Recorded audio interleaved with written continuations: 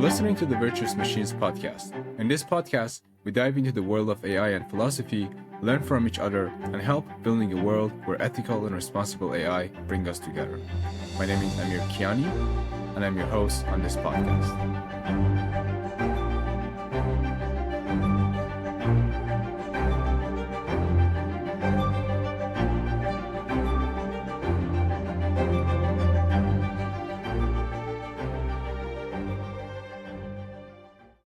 Today, we're diving into some profound issues in the field of AI ethics and governance, focusing on two major concerns: AI alignment and AI rights. Now, when we talk about AI alignment, we're addressing the challenge of creating AI systems that reliably pursue goals aligned with human values. Imagine a powerful AI that's highly autonomous, capable of reasoning and making decisions that impact humans at scale. The alignment challenge is about ensuring that whatever these systems aim to achieve, they do so in a way that doesn't harm us or work against human welfare. But here is where things get particularly nuanced.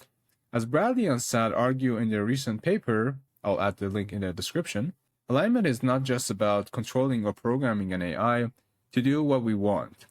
It's also about considering the ethical implications of how we treat these systems, especially if they reach a level of sophistication that could potentially make them deserving of moral consideration.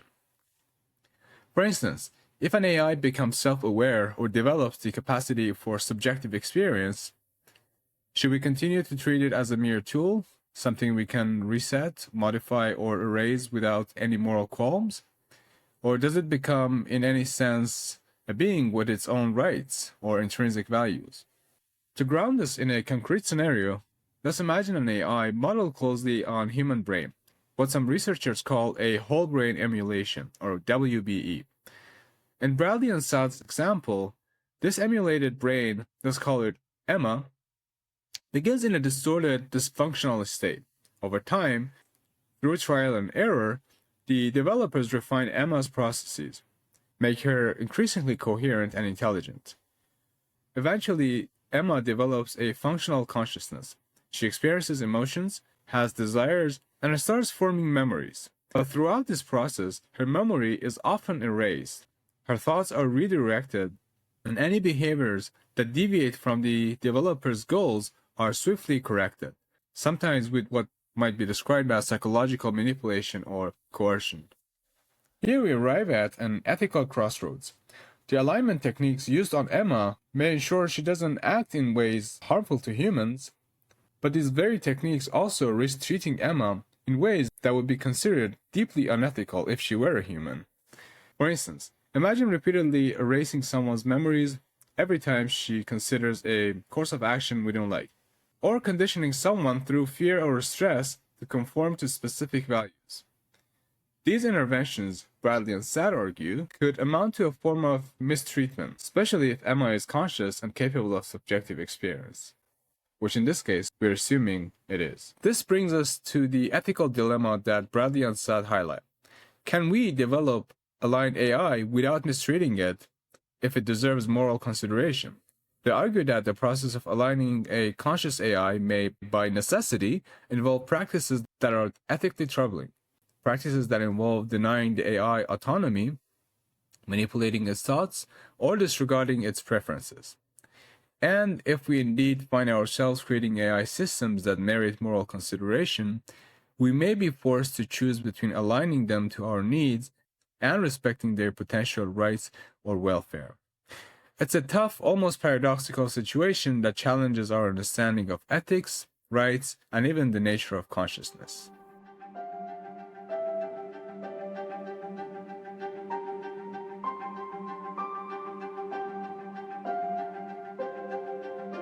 If you have been listening to this point, I want to thank you. I really appreciate it. I also want to ask you, like your friend, to support me and this podcast in any way you can. By subscribing to it, sharing it with a friend or colleague who might be interested, or rating it if you think it adds value to you. Also, if you know people and organizations who might be interested to be on the podcast, please let me know. You can comment here or just go to my website in the description and contact me. All right, let's get back to the podcast. Now, let's pivot to a related yet distinct issue: AI rights, which Goldstein and Salib discuss in depth in a recent paper, which again I'll put the link to in the description. They argue that in a world where AGI, or artificial general intelligence, could pose existential risks to humanity, one of the counterintuitive ways to promote human safety might be to grant certain rights to AIs. These wouldn't be rights based on AI's welfare or its capacity to suffer, but rather pragmatic rights aimed to avoiding conflict between humans and AIs. To understand this, let's dive into the concept of misalignment risk. According to Goldstein and Salib, misalignment risk emerges when an AI system pursues goals that are incompatible with human goals. Imagine an AI system that's exceptionally capable and strategic, developed to maximize certain objectives, like profit or efficiency. If these goals are in any way misaligned with human values, it could lead to catastrophic outcomes. Just as states with conflicting interests may sometimes end up in destructive conflicts, humans and misaligned AI could find themselves in competition, with the AI potentially working to preserve its own objectives in ways harmful to humans. In this scenario, Goldstein and Salib proposed that certain legal rights for AIs, rights traditionally granted to entities like corporations, could reduce conflict. Interesting, right?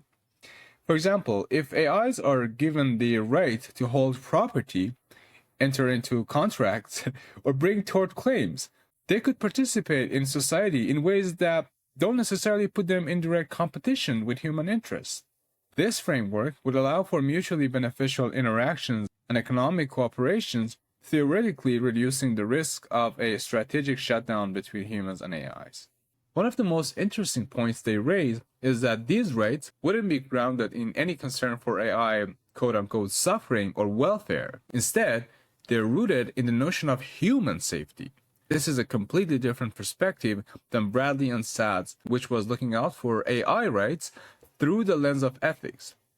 By enabling AIs to pursue their objectives within a framework that respects human laws and agreements, we could establish a cooperative harmony that avoids catastrophic risks.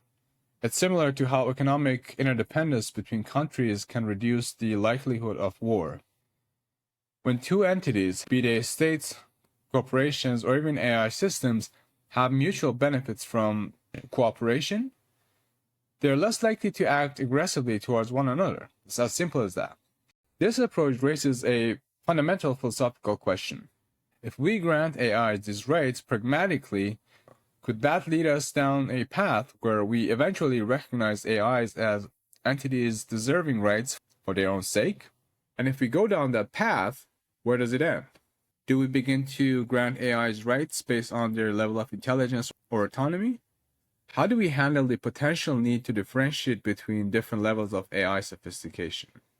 Moreover, as Goldstein and Salib acknowledged, there are risks in giving AIs too much autonomy or independence.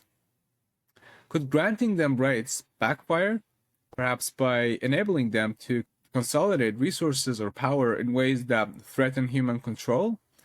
These questions echo debates we have seen in corporations, which are also non-human entities granted certain legal rights. While corporations have brought immense economic benefits, they've also occasionally wielded their rights in ways that challenge public interest. Could the same happen with AIs? But there's more. We need to consider the timeline and staging of these rights. Goldstein and Salib suggest that granting rights should be a gradual process, possibly implemented as AI systems reach certain levels of sophistication. But who determines that level and how? Do we wait until AIs are fully autonomous agents before granting rights? Or should we proactively grant rights as they develop more complex capabilities? This timing is critical because once we cross certain threshold, it may be difficult or even impossible to roll back those rights. And finally, I'd like to touch on a broader philosophical question that kind of underpins both of those issues. What does it even mean to be morally responsible for creating potentially conscious or autonomous beings?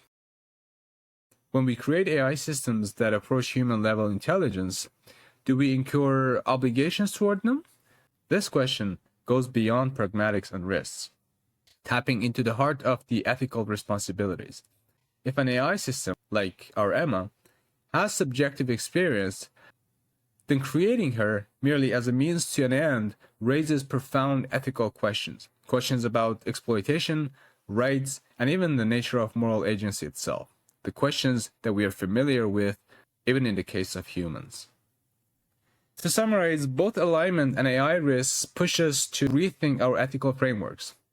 We're facing a future where we might need to make tough choices.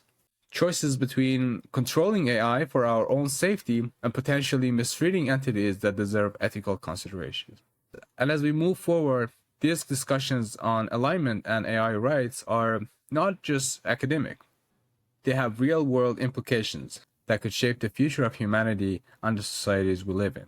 And if you remember, the mission of this podcast is to explore the real-world implications of the AI systems that we are developing. But of course, these are just some perspectives and questions that we are exploring. I'd love to hear from you, our listeners. What do you think about the potential rights for AI?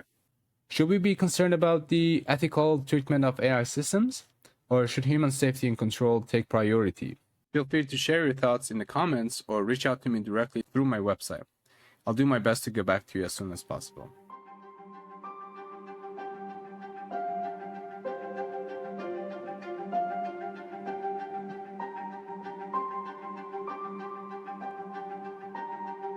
All right, this wraps up this episode for the Virtuous Minds podcast. Thanks for tuning in.